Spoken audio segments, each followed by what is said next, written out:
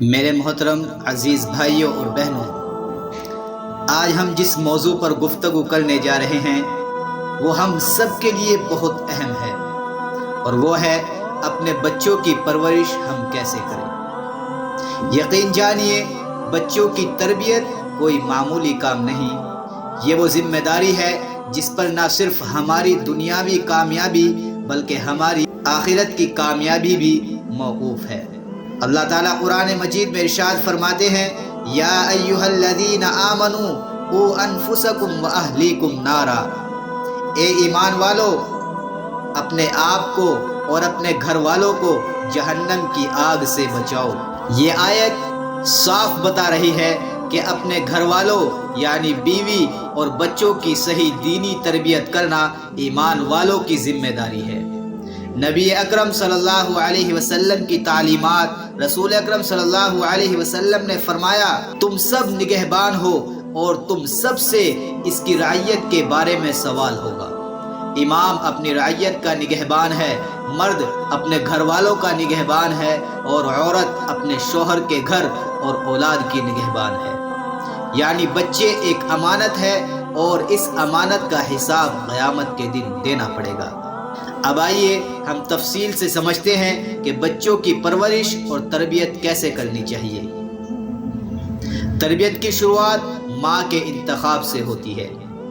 نیک اور دیندار عورت ایک نیک نسل کی بنیاد بنتی ہے، اس لیے نبی اکرم صلی اللہ علیہ وسلم نے فرمایا، عورت سے نکاح 4 چیزوں پر کیا جاتا ہے: مال، خاندان، حسن اور دین۔ تم دین والوں کو اختیار کرو۔ بچے کی پیدائش کے فوراً بعد اذان اور اقامت پڑھنا تاکہ سب سے پہلا کلمہ اللہ کا نام ہو، یہ بھی تربیت کا حصہ ہے۔ نمبر 3، اچھا نام رکھنا۔ بچے کا اچھا نام رکھنا بھی تربیت ہے، نام شخصیت پر اثر ڈالتا ہے۔ نمبر 4، محبت اور شفقت۔ بچے کو بہت زیادہ محبت دے، سختی اور مار پیٹ سے اکثر بچے باغی ہو جاتے ہیں۔ نبی اکرم صلی اللہ علیہ وسلم بچوں کو گود میں لیتے تھے، ان کے ساتھ کھیلتے تھے، ان پر شفقت فرماتے تھے، یہاں تک کہ آپ ان سے سلام میں پہل بھی کیا کرتے تھے۔ بچے کو سب سے پہلے لا الہ الا اللہ سکھائے، قرآن پڑھنے کی عادت ڈالے، 7 سال کی عمر میں نماز کا حکم دے، جھوٹ نہ بولنے دے، بڑوں کا ادب اور چھوٹوں پر شفقت سکھائے، غصے پر قابو پانے کی عادت ڈالے، یہ ساری چیزیں اس کو سکھائے۔ ماں باپ کا کردار کیا ہے؟ بچے وہی کرتے ہیں جو ماں باپ کرتے ہیں۔ اگر باپ نماز نہیں پڑھتا تو بچہ کیسے پڑھے گا؟ اگر ماں ہر وقت جھوٹ بولتی ہے تو بچہ کیسے سچا ہوگا؟ اس لیے سب سے پہلی تربیت ماں باپ کو خود کو درست کرنا ہے۔ اولاد کو وقت دینا، بچوں کو وقت دے، صرف کھانا، کپڑا اور پڑھائی مہیا کر دینا کافی نہیں ہے۔ ان کی باتیں سنیں، ان کے دل کی خواہشات سمجھے، ان کے ساتھ کھیلے، ان پر توجہ دے، بچے کی صحبت پر دھیان دے، صحیح دوست بنائے، بری صحبت سے بچائے۔ آج کا سب سے بڑا خطرہ موبائل فون اور انٹرنیٹ ہے۔ ماں باپ کو چاہیے کہ بچوں کے موبائل اور انٹرنیٹ پر نظر رکھے، اولاد کے لیے ہمیشہ دعائیں کرے۔ حضرت ابراہیم علیہ السلام کی دعا تھی، رب ھب لی من الصالحین، اے میرے رب مجھے صالح اولاد عطا فرما۔ نبی اکرم صلی اللہ علیہ وسلم نے بھی فرمایا کہ والدین کی دعا اپنی اولاد کے حق میں قبول ہوتی ہے۔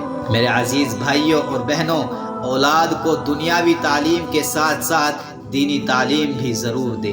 اگر ہم صرف دنیاوی تعلیم پر زور دیں گے اور دین بھلا دیں گے تو بچے کامیاب ڈاکٹر، انجینئر تو بن جائیں گے مگر نافرمان، گمراہ اور آخرت میں ناکام رہیں گے۔